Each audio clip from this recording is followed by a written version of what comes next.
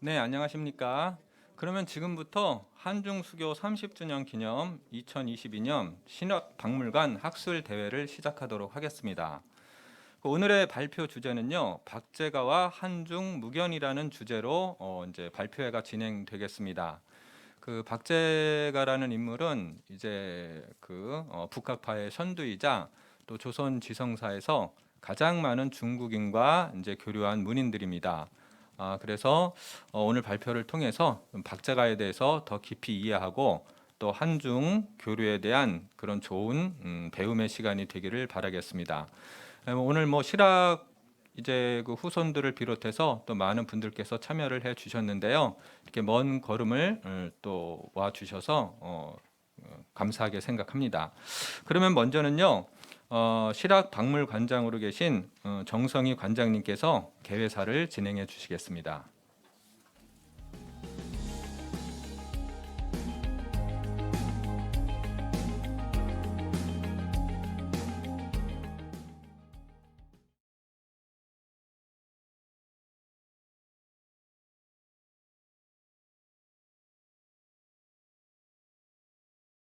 저희가 이제 실학자 후손 연행전을 하면서 여기 무대에 이제 철거물을 넣다 보니까 그 평소 이제 그 강당 사용보다 훨씬 많은 인원들이 들어갈 수 있는데 좀 좁게 됐습니다. 좀 불편하시더라도 너른 양해 부탁드립니다. 오늘 사실 이제 호저집 실학 번역 총서 발간과 박제가와 한중 무견 학술대회를 이제 기념해서 이 바쁘신데도 이렇게 먼 걸음 해주셔서 박물관을 대표하여 감사드립니다. 저희가 올해 한중 수교를 30주년을 기념해가지고 사실 실학학회랑 한중 수교를 맺은 날이죠. 8월 24일에 동아시아와 실학자 교류 기록의 표활이라는 주제로 학술대회를 한번 이제 했었고요. 올해 이제 지금 뭐 기조 발표를 하시지만 이 정민 교수님이랑 작년 연말에 이 호저집을 번역해보자 이렇게 의기투합을 해가지고 사실 무리한 일정임에도 불구하고 번역을 해서 올해 한중수교 30주년을 기념해서 올해 발간하자 뭐 이렇게 좀 계획을 세워가지고 예산도 만들고 오늘 이렇게 여러분에게 그 호저집 발간을 책을 드리게 돼서 무한한 영광이고 기쁘게 생각합니다. 오늘 이제 보통 학술회에는 많은 소개를 해드리지는 않지만 오늘 이렇게 실학자 후손분들이 많이 또 참석을 해주시고 또 저희 박물관 수레바퀴 이 자원봉사 해설분들도 많이 참석을 해주셨습니다. 다 소개를 못 드리는 거에 대해서 송구하게 생각하고요. 양해해 주신다면 몇 분만 소개 올릴까 합니다. 저희 실학 패밀리 회장님이시죠. 독립운동가 수당 이담규 선생의 증손자이시고 중앙대 교수와 이 독립기념관장을 역임하신 실학 패밀리 이문원 회장님 자리하셨습니다. 감사합니다. 그리고 소남 윤동규 선생의 9대 종손이시죠. 윤형진 실학 패밀리 부회장님 참석하셨습니다. 네. 그리고 저희 실학 패밀리 온갖 살림살이를 맡고 계시죠. 다산 정약용 선생의 7대 종손이신 정호영 실학 패밀리 총무님 참석해 주셨습니다. 그 외에 오늘 30명 분이 넘는 실학 패밀리 후손분들이 다 참석을 해주셨습니다. 제가 일괄 소개 못 드린 점 양해해 주시기 바랍니다. 그리고 저희 실학 박물관이 남양주시에 위치하고 있지 않습니까? 그래서 남양주시도 현재 시장님, 부시장님 많은 실학에 관심을 가지고 계십니다. 오늘 이 자리에 전현지 남양주시 부시장님 참석하셨는데요. 먼저 박신환 전 남양주 부시장님 참석해 주셨습니다. 예, 감사합니다. 네. 예, 그리고 현재 남양주 부시장님이시죠. 이석범 부시장님 참석해 주셨습니다. 예, 감사합니다. 오늘 학술대회는 그 한양대 정민 교수님과 연구팀이 그 호저집의 방대한 내용을 또 번역을 해주셨고, 이 심층 연구한 내용을 주제로 이 오늘 주제 발표가 구성되었습니다. 사실 뭐 앞서도 말씀드렸지만 이 호저집을 올해 발간한다는 것은 거의 불가능에 가까운 일인데요. 사실 이거를 올해 이렇게 발간까지 해주신 정민 선생님과 연구팀에 제가 아주 감사 인사드립니다. 오늘 학술대회를 통해서 18세기 한중 문인들의 그 세세한 교류 과정이 입체적으로 조망되리라고 기대합니다. 아울러 호저집이 가지는 이 한중 문의 교류 자료로서의 가치가 한층 높여지는 뜻깊은 자리가 되리라 생각합니다. 마지막으로 오늘 기조 발표를 해주실 정민 교수님을 비롯하여 이 번역과 함께 발표까지 맡아주신 이 박정훈 선생님, 그리고 강진선 선생님, 이패선 선생님께 감사드리고요. 아울러 토론을 맡으신 김영죽 선생님, 김지현 선생님, 이명길 선생님 세 분의 토론자분에게도 감사드립니다. 그리고 오늘 사회와 자장을 맡으실 박수밀 선생님께도 감사드립니다. 예, 감사합니다.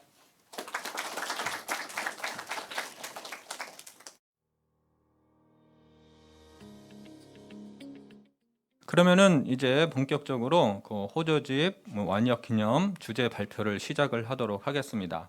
먼저는 이번 이제 호저집을 완역하는데 이제 책임을 맡아 주셨던 한양대학교의 정민 교수님께서 호저집의 편집 구성과 자료 가치라는 제목으로 기조 발표를 해 주시도록 하겠습니다.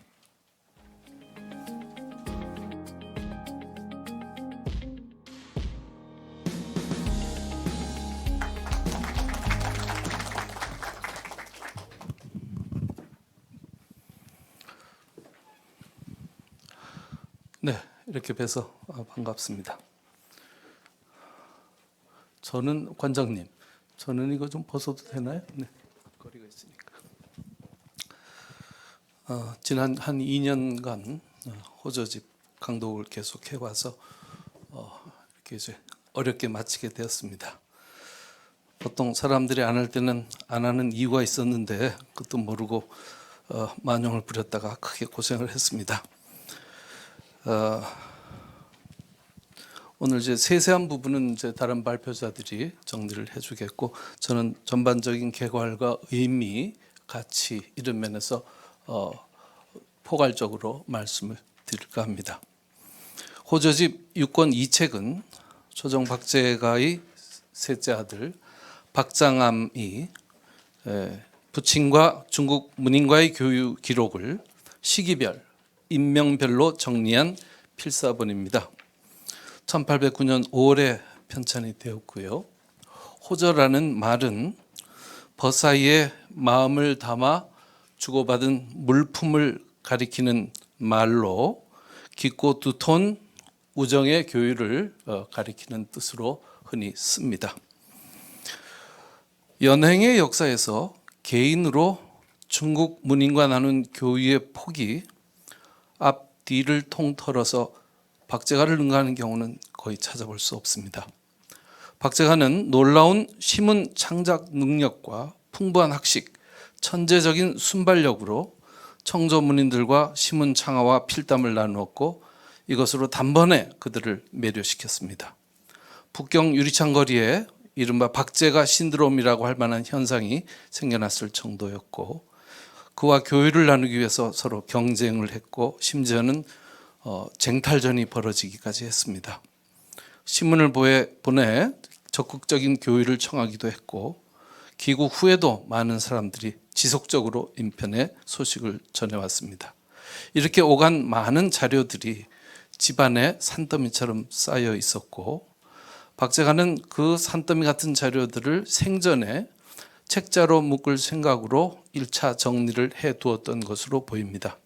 그러나 만년의 갑작스러운 1801년 사형에서 돌아온 직후 윤가기 사건으로 벽서 사건으로 귀향을 가게 되고, 사돈이죠. 그리고 이제 돌아온 다음에 이제 득병으로 이제 바로 세상을 뜨면서 작업이 마무리되지 못했던 것으로 보입니다. 아들 박장암이 유지를 받들어서 이 책을 종합했습니다. 당시 그가 북경에서 만났던 수많은 중국의 지식인들은 대부분 그저 길 가다 우연히 만난 사람이 아니라 당대 중국 문단에서 쟁쟁한 지명도를 자랑하던 이들이었습니다. 이 중에는 중국적 기록에 흔적을 남기지 않은 문인들도 꽤 많습니다. 책 속에는 무려 172명이 수록되어 있고 중간 주석에 13명이 끼어들어서 전부 185인의 임명록이 포함되어 있는 책자입니다.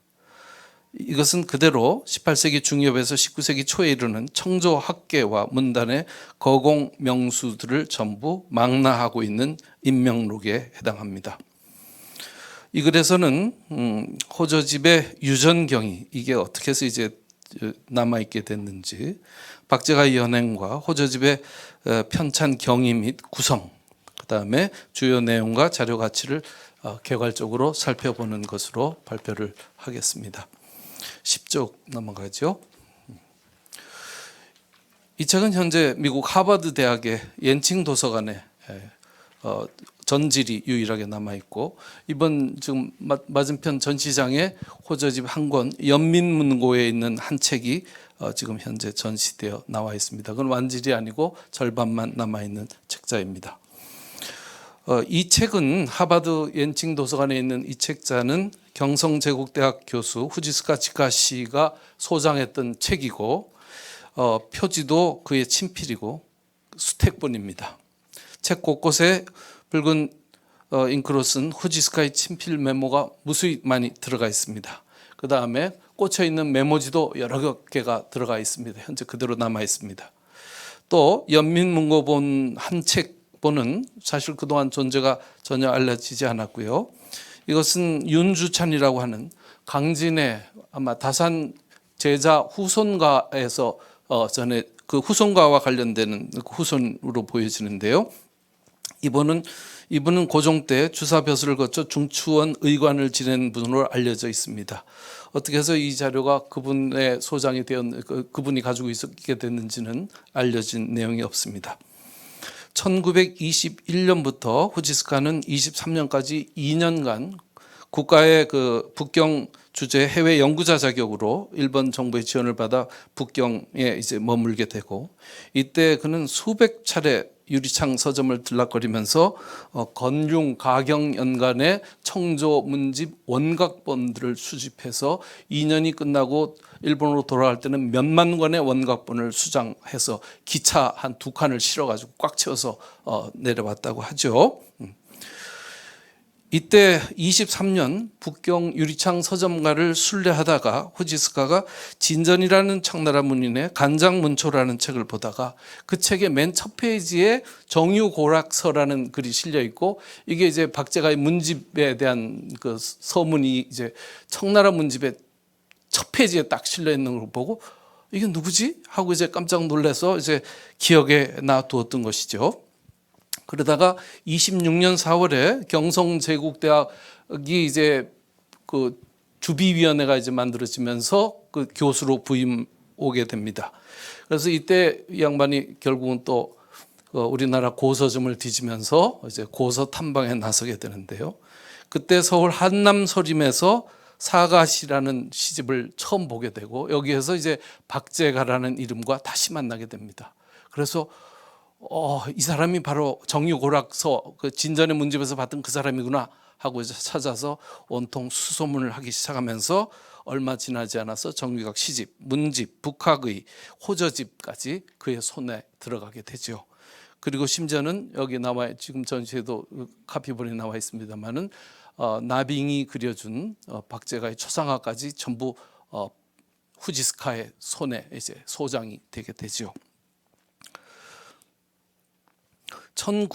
그러니까 후지스카는 청조학술 동전의 연구라고 하는 추사 김정희 연구의 가장 첫 출발을 이어주는 굉장히 중요한 연구를 하셨던 분인데요.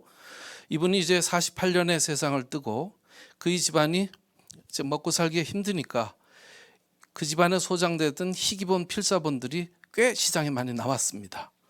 그래서 그 중에 이제 호저집이 포함되어 있었고, 그 호저집이 50년대 초 하버드 옌칭 도서관으로 흘러 들어왔죠.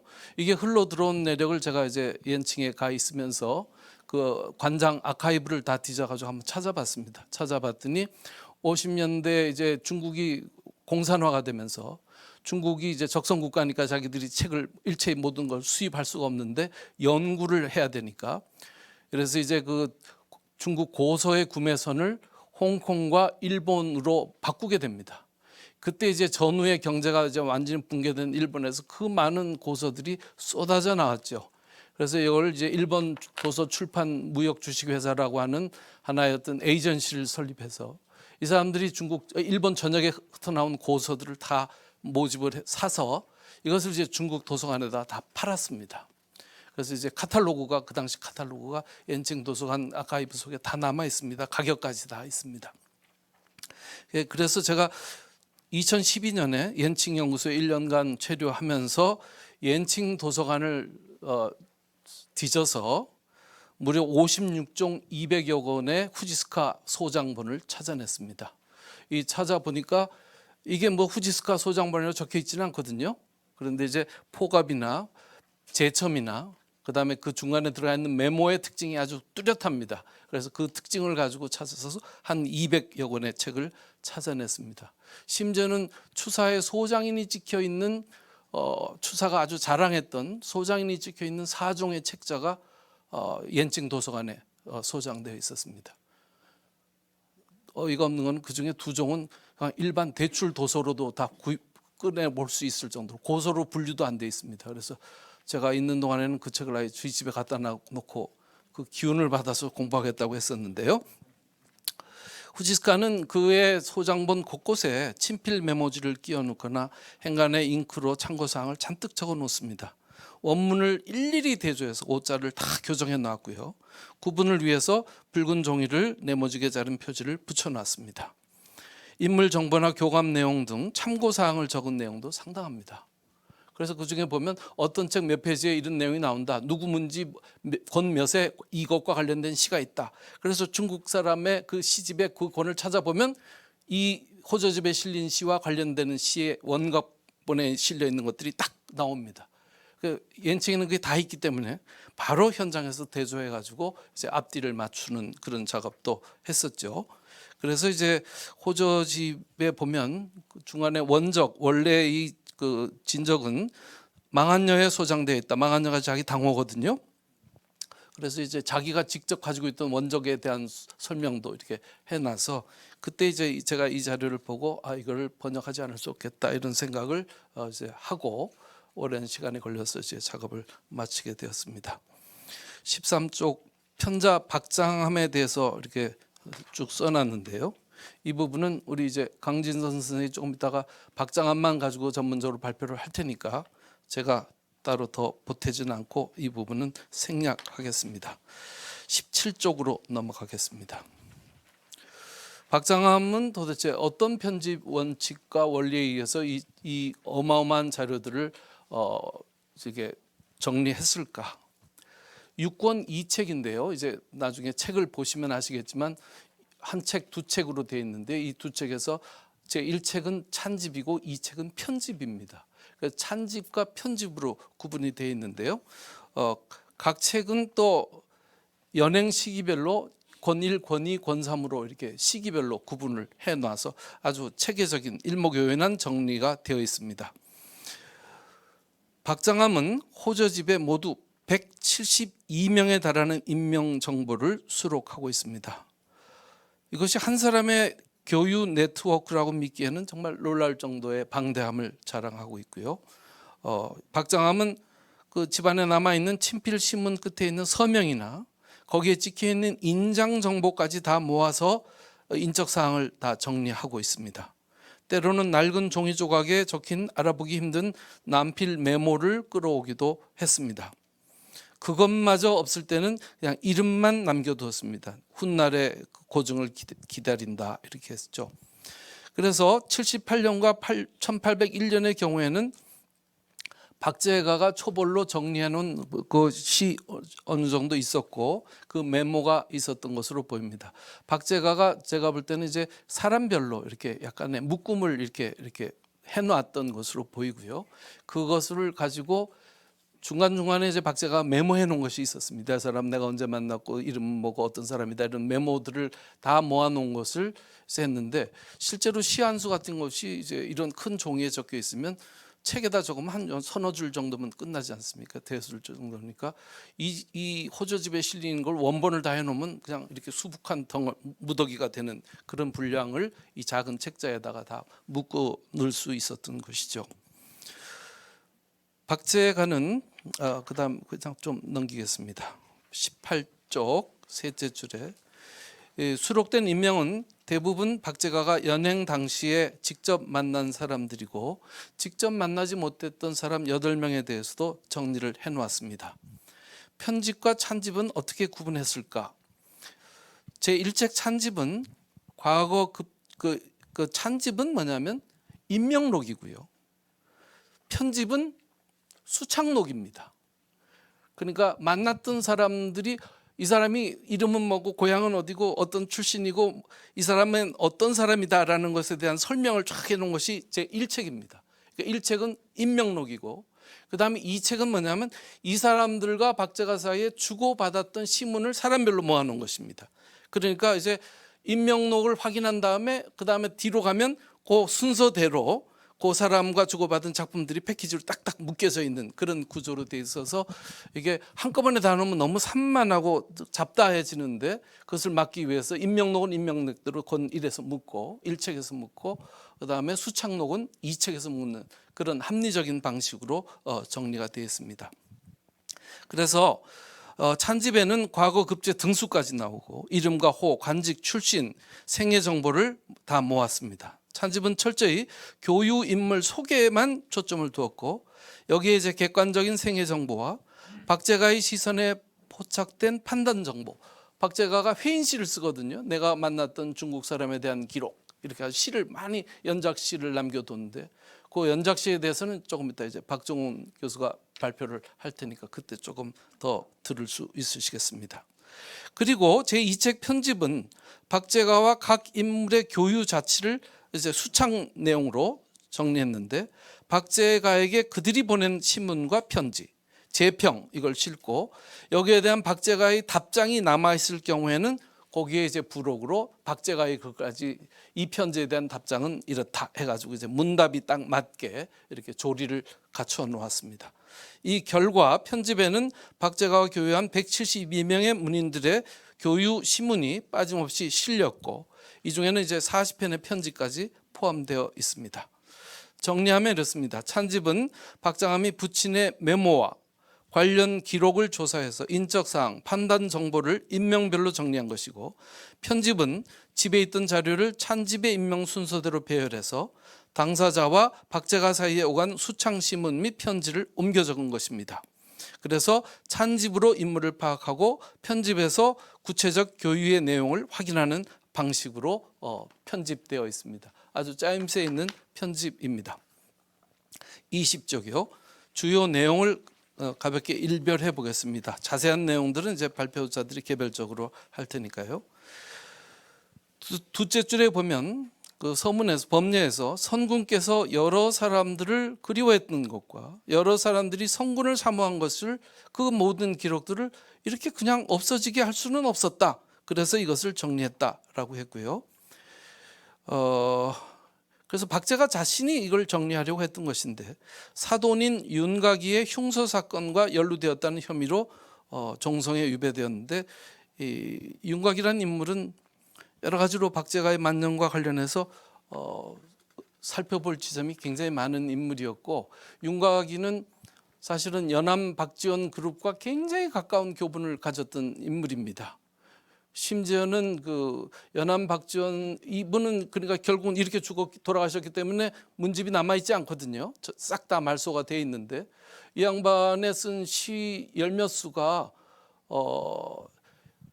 연암 박지원 선생이 그 면천 군수로 있을 때 쓴 면양 잡록 뒤쪽에 그 비만기 적발임 속에 윤가기의 시가 열몇 수가 남아 있습니다. 그게 유일합니다. 거기 보면 안희까지 찾아가 가지고 서로 교분 나누고 한 이야기가 나오고요. 박재가의 문집 속에서도 윤가기에 관한 이야기들이 굉장히 많이 나옵니다. 그래서 이분은 좀 더 밀착해서 좀 살펴봐야 될 부분인데, 이렇게 이제 돌아가시면 전부 말소를 시켜 놓으니까 복원하기가 참 어려운 지점이 있습니다. 그 다음에는 제가 1차 연행, 2차 연행, 3차, 4차 연행에 대해서 간략하게 소개를 했는데요. 1차 연행 때는 최재공의 종사관 자격으로 찾아갔고, 이 첫 번째 연행에서 이조원, 이정원, 반정균, 축덕린, 당나구 등과 활발한 교류를 나누면서 아주 벅찬 시간을 가졌고요. 이때의 기록은 이동무의 이변기와 그 다음에 이때의 경험을 토대로 박재가가 북화기를 편찬할 수 있었던 것입니다. 이조원, 이정원, 반정균 이런 분들은 뭐 중국에서도 쟁쟁한 분들인데요. 이조원, 이정원 이런 이분들은 지금 현재 사실은 제가 이조원 기념관을 중국의 사천성에 있는 리강에 있는 그쪽을 찾아갔었거든요. 찾아 한번 방문을 했었는데, 거기 가 보니까 어마어마하게 큰 규모로 이렇게 만들어 놨는데 이조원의 친필이 단 하나도 없습니다. 전부 관련 기록만 잔뜩 모아놓고 그랬는데요. 지금 여기 전시되어 있는 것 중에 동화필화첩이라고 있습니다. 이 동화필화첩 속에 이조원의 친필과 그 동생 이정원의 친필 이런 것들이 거기에 한 열몇 점 들어가 있습니다. 그 유금에게 보낸, 유득공의 삼촌이죠. 유금에게 보낸 이분들의 친필이 거기에 그 첩 속에 온통 전부 그 필첩입니다. 그때 제가 가져가서 이조원 기념관에다 그 자료를 복사한 걸 보여줬더니 이 양반들이 놀라서 아주 뒤집어지더라고요. 그리고 그 당시에 이조원이 썼던 금성문 탁본도 두 가지가 거기 들어가 있는데요. 그 필첩 속에 들어가 있는데, 그건 아마 여기서 나온 연행의 우정이라는 책 속에 제가 다 번역을 했고 전체 원문이 전부 사진으로 다 들어가 있으니까 그 책자를 보시면 내용을 판단하실 수 있을 겁니다. 그거는 이제 이분들하고 만나기 전의 이야기죠. 2차 연행은 1790년에 이루어졌고요. 이때 이제 난양록, 그다음에 열하기행시주 같은 관련 자료들이 남아 있습니다. 3차 연행에서 팽원서, 기윤, 옹방강 등을 만났고 회인시 연작이 이때 지어집니다. 4차 연행은 91년 이후 1801년 2월에 이루어졌고, 이때는 조선에서는 이제 신유사옥 해가지고 천주교 박해에 피립해가지고 전국을 막 하고 있을 그 상황이었습니다. 그러고 나서 이제 돌아와가지고는 결국은 그것과 모종에 관련된 어떤 문제로 결국은 이제 귀향을 가게 되죠. 박재가는 맨 밑에요. 이처럼 네 차례의 연행에서 강력한 인상을, 강렬한 인상을 남겼습니다. 그 주고받은 신문 호조집에 실린 걸 보면 중국 사람들이 아주 경악을 합니다. 예를 들어서 게를 삶아가지고 이제 음식을 내오면 그 게를 가지고 그 자리에서 즉석에서 시를, 장편의 시를 쓰는데, 그 장편의 시가 매 구절마다 주석을 주렁주렁 달아야, 저희가 번역한 바 보니까 주렁주렁 달아야 정도로 해백한 그 고사들을 그 자리에서 그냥 순발력 있게 하니까 중국 사람들이 다 놀라 뒤집어질 정도의 박식함을 자랑하죠. 그러면서 이제 됐고, 그 당시에 옹방강, 기운 같은 청학계의 거물들이 매년 시로 편지로 박재가의 안부를 얻었고 물었을 정도였고, 심지어는 기운 같은 경우는 정조한테 친필 편지를 따로 보내가지고 제발 박재가 사신 한 번만 더 보내주면 안 돼요, 이런 편지까지 보냈을 정도로 박재가에 대한 그 존중이 높았던 것이죠. 22쪽입니다. 둘째, 셋째 달락 중간중간에 많은 일화들이 소개되어 있거나 부친이 남긴 메모에 선군께서 기록하시기를, 이런 이제 메모가 있었던 것이죠. 이것을 곳곳에 남겨두었는데, 이것의 존재는 이제 박재가가 역시 인명별로 묶어둔 파일이 있었고, 이것을 편집을 염두에 두고 그때그때 생각나는 일화들을 기록한 메모가 있었다는 것을 알 수 있습니다. 그리고 여기에 이제 박장함은 연암이 훗날, 연암 등 훗날 연행 간 사람들에게 전해들은 너희 아버지가 두고 이렇게 말하더라, 중국 애들 만났더니, 뭐 이런 이야기들까지 여기에 다 수록해가지고 그 정보들을 모아 놓았습니다. 여기에 이제 각 인물들과 주고받은 필담 11건이 그대로 실려 있고요. 그리고 이제 이 필담이 아주 흥미로운 내용입니다. 최근 맨 밑에 딸락에 보면 추사 필담첩이 저기 과천 지금 박물관에서 추사 박물관에서 지금 전시 중입니다. 전시 중인데요. 이 김규선 선생이 탈초한 이 책 속에 무려 30면에 달하는 박제가의 필담 친필이 거기에 남아 있습니다. 호저집에는 빠진 것이 거기에 남아 있습니다. 그래서 이정원, 기윤, 나빈과 주고받은 친필 담초의 원본이 거기에 이제 들어가 있죠. 그래서 이런 것들을 보면 이제 앞으로 해야 될 연구들이 적지 않다는 것을 우리가 암시 받을 수 있고요. 그 나머지 내용들은 쭉 한번 좀 보시기 바라고요. 23쪽 맨 밑에 보면 이조원 반정균의 경우에는 박작가가 보낸 편지를 앞에 놓고 박작가가 먼저 보낸 편지나 나중에 한 답장을 덧붙여서 두 사람 간의 왕래의 합을 이렇게 문답으로 맞춰볼 수 있게 해놓았습니다. 이 중에는 현재 전하지 않는 명농초고, 초정시고, 열상주선집 이런 책들이 서문, 재평 이런 것들이 남아 있어서 이런 것들은 좀 더 미시적으로 좀 살펴볼 필요가 있습니다. 기윤 옹방강가의 교유도 흥미로운데요. 특히 이제 옹방강의 경우에는 자신의 집에 소동파 생일잔치 모임인 수소회 혹은 동파제를 개최하면서 박제가를 초대한 일화를 수록하고 있습니다. 이것은 뒤에 김정희, 신이, 박영보, 조면호 등으로 이어지는 모소 열풍의 첫 출발점이기도 해서 아주 대단히 특별한 의미를 지니고 있습니다. 이 수소회에 대해서는 이 자료도 있습니다만은 제 제자인 왕년 씨가 최근 제 논문을 다 정리했습니다. 곧 발표할 수 있을 거라고 생각이 됩니다. 그래서 서로 간에 오간 선물과 만남의 형태, 서적 교류, 신문의 왕래에 이르기까지 현장이 아주 생생하게 되살아나는 느낌을 가질 수 있습니다. 이들이 그 신문을 통해서 박제가에게 바친 헌사는 절대로 의례적인 것이 아닙니다. 마음에서 우러나는 존중과 경의를 포함하고 있습니다. 청나라 사람들이 정말 이해할 수 없었던 것이 박제가가 서얼이라는 사실이 어떤 의미를 가지고 있는지를 그네들은 이해하지 못했어요. 그러니까 박제가 같은 대단한 인재라면 다음에 당연히 너는 정사로 와야 된다. 사신이 돼가지고 와라. 책임을 맡아서 와라. 그리고 그 다음에 가면 박제가는 요즘 무슨 벼슬 하냐? 계속 묻거든요. 그런데 박제가가 서얼이라는 것을 그런 것이 이제 조선 사회에서 어떤 제약이 되는지를 중국 사람들은 이해하지 못합니다. 그래서 그걸 또 본인이 설명하기 너무 비참하고 하니까 그런 이야기 계속 나오면 계속 말을 돌리는 장면들이 계속 나오거든요. 그래서 이제 그런 내용들도 보이는데 이네들의 박제가에 대한 존중은 정말 대단했습니다. 호저집의 이런 기록들은 18세기 한중 지식인들이 세운 일종의 문예공화국이 존재하고 있었다. 저는 그렇게 생각합니다. 그래서 이것을 이해하기 위한 필수적인 근거가 되고 그런 면에서도 호저집은 18세기 한중 문화 교류의 실상을 온전하게 담아낸 대단히 귀중한 사료다 이렇게 말할 수 있습니다. 이제 정리하겠습니다. 자료 가치를 좀 몇 가지로 해봤는데요.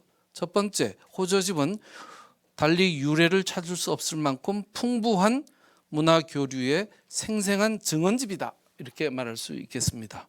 두 번째는요, 박제가의 문집에도 누락된 자료가 적지 않아서 북학파 연구에 빠진 퍼즐을 이것을 통해서 채울 수가 있습니다. 이 교류를 통해서 채울 수 있고 또 반대로 이번에 작업을 하면서 보니까 이 자료를 통해서 이제 거꾸로 중국 쪽에 남아 있는 이네들의 문집, 본인들의 문집을 거꾸로 이제 역추적해서 보면 여기 실려 있는 것들이 그들의 문집에도 실려 있거든요. 근데 글자가 차이 납니다. 그래서 저희 책에는 그 원본과 대조한 그 교감 내용까지도 포함해서 번역을 포함되어 있으니까 한번 살펴보시고 이걸 통해서 이제 박제가의 그 당시의 교육, 추사가 교육을 많이 했다지만 추사는 딱 한 번 갔거든요.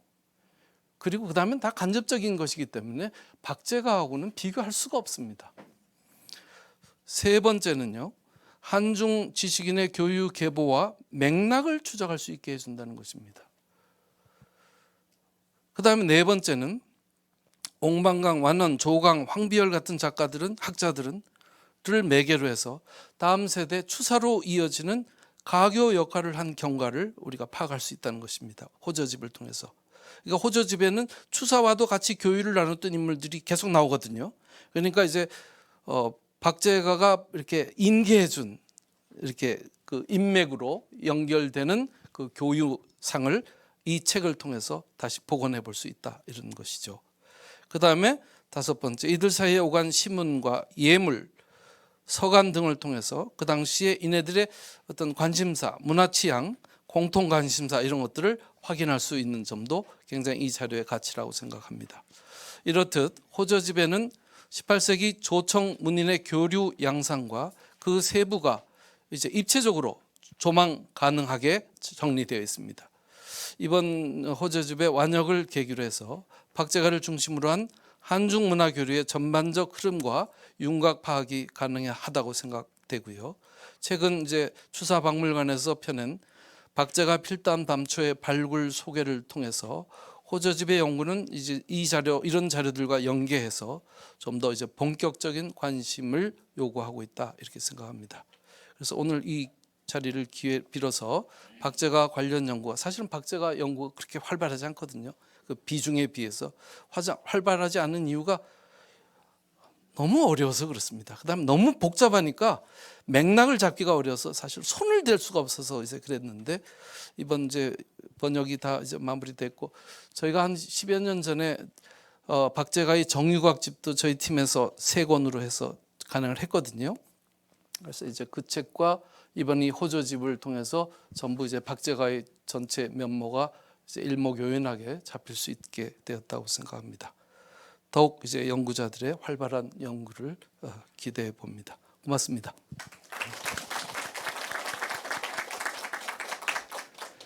네, 감사합니다. 좀 전에 말씀하셨듯이 호저집을 완역하기 이제 이전에 이미 이제 그 박제가의 그 정유각집 이제 또 문집 전체를 그 완역을 했는데요. 이제 그 연구 책임자 또한 정민 교수님이셨습니다.